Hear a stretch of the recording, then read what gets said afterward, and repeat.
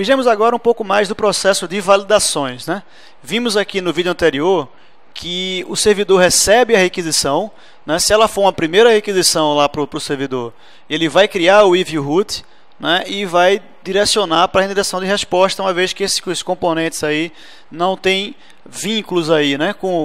Não tem que atualizar nada do lado do modelo. Se for uma chamada subsequente, o que ele deve fazer é realizar todas essas etapas aqui. A gente percebeu que esse apply request value, o que ele fez foi justamente receber os valores que vieram da requisição do usuário, né, dos formulários preenchidos ali, para poder atualizar esses campos aí, que isso possa atualizar numa próxima fase os nossos modelos nosso modelo de negócio, né, o nosso BIM, né, os nossos atributos do BIM de negócio. Então vejamos o seguinte, nessa fase aqui, na fase do processo de validação, nós temos que lidar com o seguinte. Vamos chegar lá, vamos no nosso código aqui, ó. O que eu fiz foi o seguinte, para falar um pouco mais sobre isso, vejamos aqui, ó, criamos uma tag chamada hMessage, né, que nós criamos no vídeo passado.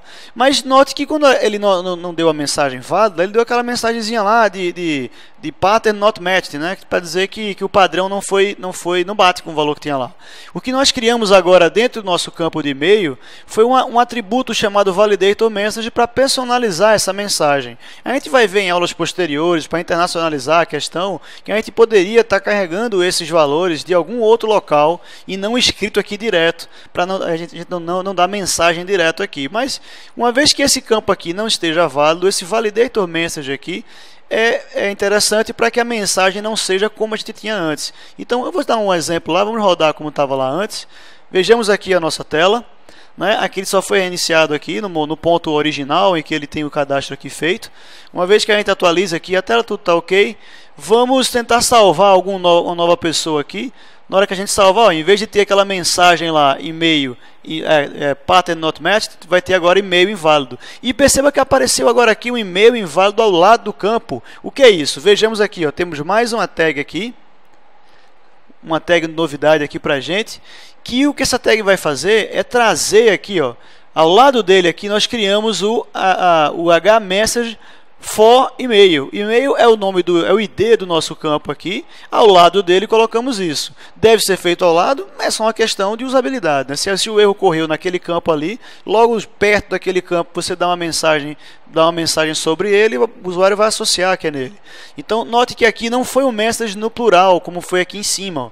Então, aqui em cima foi message no plural e aqui foi no singular, para que a gente vincule apenas um campo específico. Ou você pode varrer toda a hierarquia do Faces Contacts, ou você pode visualizar somente um campo específico.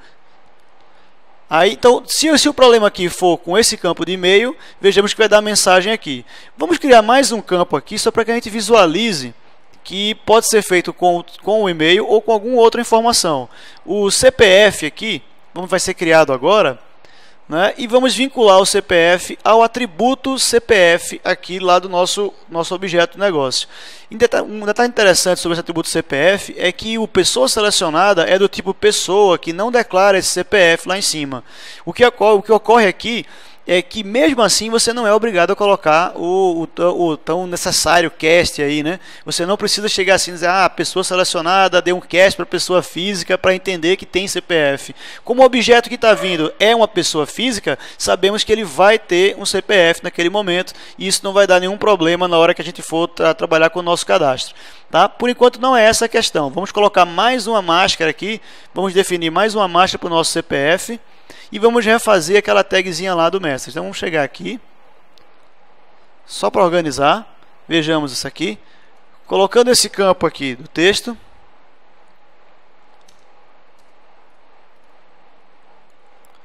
vamos colocar o nosso validate regex novamente, para que ele possa validar de acordo com outra expressão aqui. Nossa expressão agora, nesse momento, vai ser um pouquinho diferente. Vamos fazer o seguinte, vamos dizer que vão vir números, o /D significa números, apenas números, não vai ter outra coisa.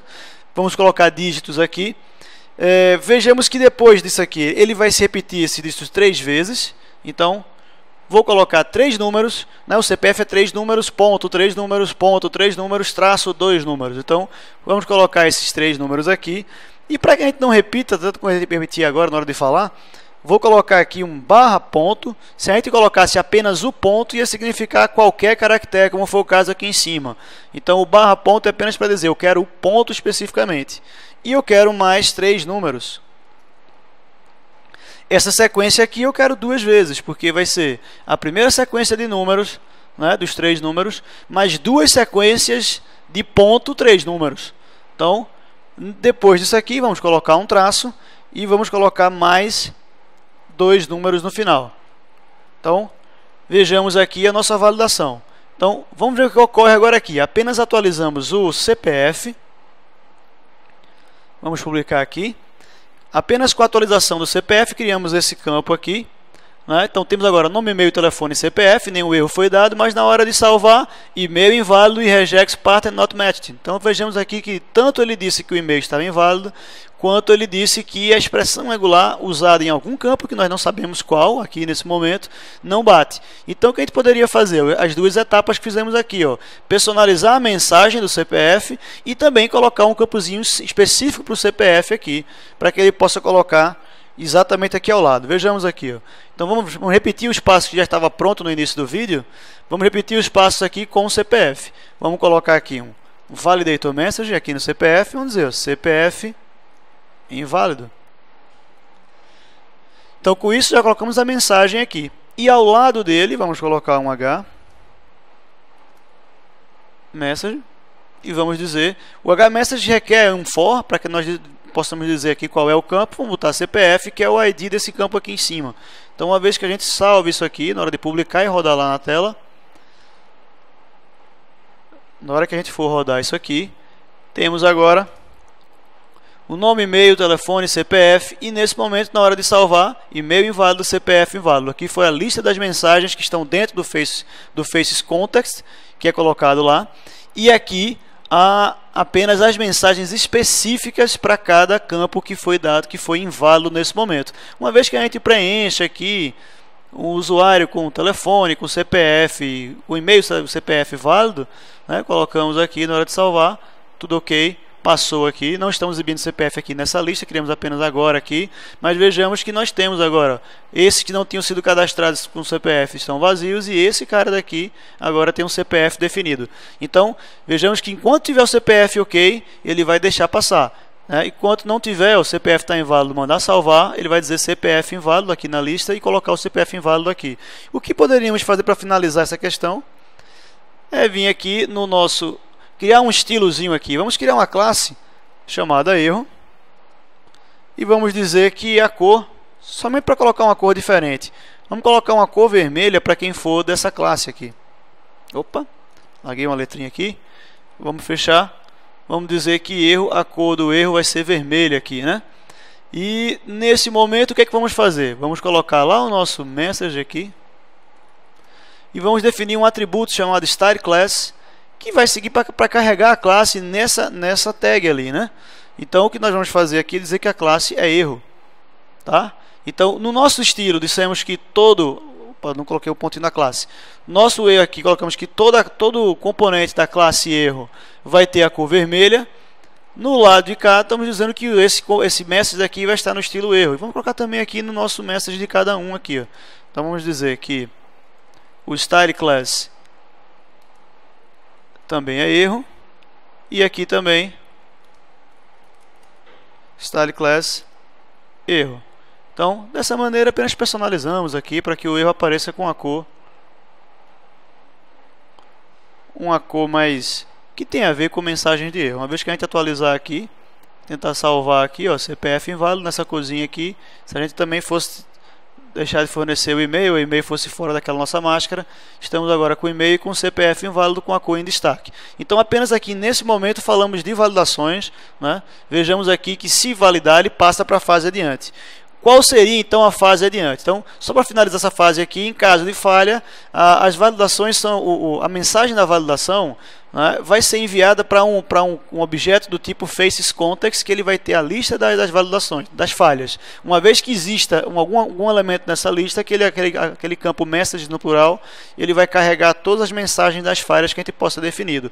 Ou uma mensagem padrão que faça parte da implementação do JSF que você esteja usando, né, ou uma implementação que você modifique ali, como nós fizemos com o nosso validator message ali, né?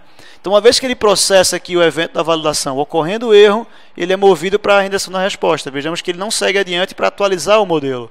A próxima fase é justamente a fase em que ele atualiza o modelo. Então, é finalmente aqui que o nosso backing bin é populado. Então, veja que quando chega aqui, podemos garantir que todos os dados de entrada são considerados válidos, uma vez que já passamos por essa fase, ou aqui no Apply Request Value, em campos Immediate, ou aqui em campos comuns que não foram marcados com Immediate. Uma vez que passou aqui da fase de validação, chegamos aqui. Mas nesse momento, nós precisamos converter alguns dados. Ele não vai simplesmente receber os valores, porque o que vem é string. Imagina que nós estivermos trabalhando aqui com o campo data, por exemplo, né? Vejamos aqui um exemplo para ficar mais claro. Então, essa é a fase que ele atualiza lá, mas vejamos o nosso exemplo aqui. Vindo aqui, vamos colocar mais um campo. A gente vai perceber que no nosso modelo, só para deixar claro aqui, o nosso modelo, a classe pessoa física, nós dissemos que a pessoa física tem uma data nascimento, que é um campo date. E agora? Como é que a gente faz para colocar um date aqui? Ó? Se a gente simplesmente chegar aqui e criar mais um campo, vamos colocar aqui abaixo. Se nós colocarmos mais um campo aqui, vamos chamar aqui de data de nascimento. Vamos botar aqui data nascimento. Aí eu vou quebrar aqui para não ficar fora da nossa área de rolagem ali, né? Então, se a nossa data de nascimento aqui, que é a pessoa selecionada, data nascimento, colocada no input text aqui, ele sabe que isso aqui é um texto, ele não sabe que isso aqui é uma data. Então, nesse momento aqui, vamos publicar e vejamos o que vai acontecer na nossa tela lá, né? Estamos aqui. Olá, temos agora a data de nascimento, vamos colocar um CPF válido aqui, tentar salvar, houve um erro de conversão, definiu o valor, né? Aí eu estou usando aqui um tal de null converter. Veja que essa não foi uma mensagem padrão de validações, né? Essa já foi uma mensagem, inclusive já até apareceu em português aqui, né? Já foi uma mensagem que tem a ver com a outra etapa, com a fase da conversão dos valores, né?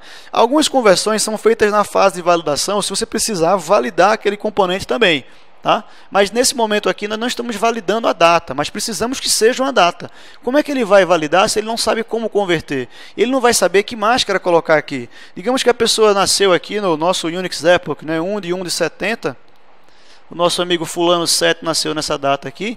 Mesmo colocando esse valor aqui, que seria uma data válida de nascimento, ele não conseguiu converter. Então, o que a gente faz para que ele consiga converter? Vejamos aqui, dentro do nosso campo aqui, nós vamos falar mais na frente sobre outras formas de conversão, mas essa forma aqui, por ser uma forma básica, que faça parte lá do nosso... da API padrão, né, do JSF, nós temos aqui o nosso convert date aqui, né? Deixa eu botar aqui o convert, ele deu uma segurada aqui, convert date time, tá? E vamos carregar no convert, podemos carregar aqui qual é o date style, locale e tal, mas vamos colocar um pattern também, que isso aqui não é um pattern de expressão regular, é aquele pattern do simple date format. Se você tiver trabalhado com essa classe, você sabe bem o que eu estou falando. Então, vamos dizer que é dia, mês, ano. Tá? O dia com 2 dígitos, mês com 2 dígitos aqui e o ano com os 4 dígitos. Então, uma vez que nós definimos essa máscara de conversão de data aqui, podemos publicar, chegar na nossa tela ali e vejamos agora que a data de nascimento que nós escolhemos aqui na hora de mandar salvar, aqui foi o CPF que deu inválido, a data já passou ok, uma vez que a gente faça isso aqui, tudo está ok. Então, isso porque a data está ok, né? Se nós tivéssemos colocado uma data errada, vamos botar aqui 1970/01/01, né? Se nós salvarmos dessa maneira aqui, temos aqui, ó, que esse campo do nascimento não pôde ser entendido como uma data. Opa, aqui já ficou em inglês, já ficou estranho. Por que a gente não coloca uma mensagem nossa padrão, né? Por que a gente já não define uma coisa desse tipo? Então, do jeito que a gente coloca também uma mensagem de validação, nós também podemos colocar aqui uma mensagem de falha de conversão. Então, máscara da data, dia, mês, ano. Só para que o usuário saiba que deve fornecer essa data nessa máscara aqui. Então vai sair uma mensagem do lado caso ele coloque errado, né? Então vamos colocar aqui, voltando aqui. Então aqui vai tentar preencher. Na hora que a gente for salvar aqui, a mensagem está ok, a data estava ok antes, 1970/01/01. Na data errada aqui, na hora de salvar, máscara da data, dia, mês, ano. Ah, eu quero colocar só lá em cima? Não, vamos colocar aqui ao lado também, né? Então, do mesmo jeito que colocamos ali o message ali, vamos colocar um message aqui específico. Mensagem aqui, veja que não é mensagem só de erro, não é um validator message, não é um erro message, né? É apenas message aqui. Então vamos colocar aqui, ó, ao lado dele aqui, H message, e vamos definir que é para o nosso campo data nascimento. E uma vez feito isso, nós já estamos podendo converter também os valores e finalmente atualizar o BIM. Então ele só atualiza o BIM a partir do momento em que ele tem os dados não só válidos da fase anterior, mas também já convertidos nesse momento. Então, uma vez que a gente chegue aqui, vamos provocar aqui um erro, porque ele sempre recarrega no ponto exato que estava antes, né? Vamos provocar aqui o erro. Nesse momento, máscara de data. Opa, não coloquei aqui o estilo para ser o vermelhinho lá, o estilo da classe erro, né? Mas importa que ele chegou aqui e definiu que a máscara da data aqui deve ser desse jeito. Quer dizer, ele colocou aqui a mensagem da falha de validação de datas. Uma vez que a gente volte aqui para o dia anterior, marcado anterior, ele cria aqui, atualiza perfeitamente sem nenhum problema. Então vejamos nesse momento aqui que essa fase de atualização do modelo é uma fase em que ele vai recuperar os valores aqui e vai converter. Se a validação tivesse sido colocada lá, vejamos que ela validou antes aqui, já deu essa mensagem aqui, tá? Posterior. Então, vamos passar a próxima etapa aqui, que seria essa fase de invocar a aplicação, né? Então, qualquer comando que é executado, nesse momento é que ele é invocado. Então, veja que nada ocorreu até esse momento aqui. Ele não chega a executar ao lado do servidor. Tá? E vamos lidar aqui, já falamos inclusive se foi mediate, essa invocação é feita aqui no apply request value e não aqui nessa etapa. O que vamos trazer de novidade aqui para essa etapa é usar a invocação do modelo para mexer na nossa navegação, tá? Então vejamos aqui que a gente não vai renderizar a mesma view que o usuário solicitou, vamos renderizar outra view. O que é que vai acontecer aqui, ó? Vamos ao nosso botão cancelar, voltamos a ele aqui, que nós criamos no vídeo anterior. Nesse botão cancelar, nosso cadastro aqui, nome, e-mail, data de nascimento, mais embaixo temos o cancelar. O que vamos colocar no cancelar é uma ação cancelar. O que ela vai ter aqui? Digamos que ele possa aproveitar para informar o servidor que o usuário quis cancelar, então atualizava alguma coisa no servidor. Vamos supor que nós estivéssemos aqui com uma aplicação tipo reserva de passagem aérea, por exemplo. Quando você entra no ato da reserva, eu quero reservar aqui, você já escolheu o assento e você vai preencher os seus dados. Uma vez que você escolheu o assento, não, mas escolheu o voo, né? Você já escolheu o voo ali e vai entrar com os seus dados. Nesse momento é feito um lock da sua reserva. Isso normalmente funciona assim. Tá, então você já reserva lá, já fica com espaço para você, porque vai que enquanto você preenche os seus dados, algum outro usuário chegou e também quis reservar aquilo ali. Então você preencheu, passou aquelas etapas seguintes de fazer o pagamento e tal, e quando você foi ter a infeliz surpresa no final de que aquela vaga que você tinha já não tem mais. Então, talvez o cancelar poderia já executar alguma coisa no servidor, esse método cancelar do servidor poderia já dizer, ele não quer mais, então libera esse assento, né? Libera essa vaga das vagas que temos naquele voo, libera essa vaga para outro cliente que possa vir clicar aqui também. Então, mas não vamos fazer nada em específico aqui não. Eu vou aproveitar o cancelar somente para mostrar o seguinte, o nosso salvar anterior tinha void como tipo de retorno, mas o cancelar vai ter uma string como tipo de retorno. E o que eu vou retornar aqui, ó, olha que interessante, eu vou chegar aqui e fazer primeiro.jsf o que acontece aqui? Lembra que nós criamos naquele primeiro vídeo sobre o JCF, que nós criamos um primeiro, que tem uma mensagem inicial, que dizia alguma coisa básica de algum outro bin ali?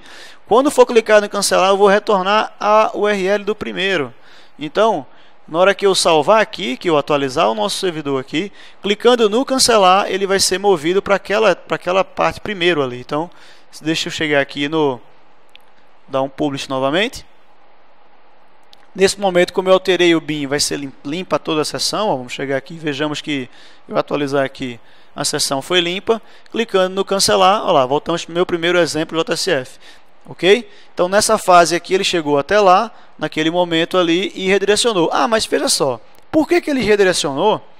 Se nós dissemos aqui que tínhamos aquelas etapas, né? Ia passar, ia validar, então uma vez que não validou e tal, não é isso? Por que ele foi para lá? Olha aqui a prova de que ele foi para lá. O nosso botão cancelar está marcado como immediate. O que é que significa isso? Essa ação vai ser realizada logo na segunda fase. Então, logo na hora que você vai aplicar os valores aqui, ele está immediate, tá? Então direciona para cá e manda a resposta para ele.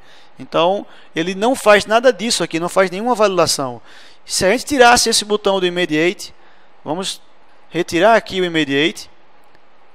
Vejamos que agora, na hora de publicar, um fato interessante também é o fato de que, ó, um fato é o fato, foi legal, né? Então vejamos aqui que o interessante é que cadastro pessoas, ela está aparecendo na URL aqui, mas a tela foi aquele do primeiro, né? Então, a gente simplesmente clicar aqui, der um enter, voltamos para o cadastro pessoas aqui, já totalmente limpo aqui, tal, sem nenhuma alteração. Né? Na hora que a gente clicar no cancelar aqui, olha, opa, não deixou cancelar não, porque ele teve que validar o e-mail, CPF, tá vendo? Né? Data de nascimento aqui, ele não chegou nem nessa fase de nascimento, porque ele já não validou aqui anteriormente o e-mail do CPF. Na verdade, ele só passa para a fase seguinte quando nós vamos a fase anterior. Então a fase de validação já proibiu, já mandou ele renderizar essa tela daqui. Ele nem chegou a rodar aquele método cancelar que dizia, você deve carregar aquela tela anterior, aquela tela do primeiro .jcf. Então veja aqui claramente como ocorrem as fases. Tá? Isso é muito importante ficar claro na sua cabeça. Vejamos aqui, ó, validou, não validou. Então vamos validar aqui, vamos colocar o nome do usuário, vamos colocar uma coisa que passe no e-mail, passe no CPF. Tentei salvar, né?